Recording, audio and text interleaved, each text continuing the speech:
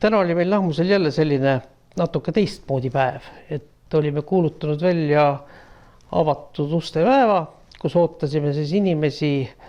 et nad tuleksid ja vaataksid, mismoodi me siin elame. Ja me olime just nagu rõhu pannud sellele, et näidata, mida siis meie lapsed õpivad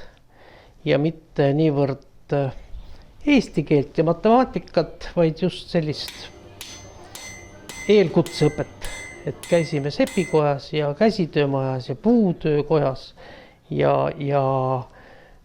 ega meil väga palju ju külalisi käinud, aga esindajad oli Võhma linn, esindanud olid Suureni valla ametnikud ja siis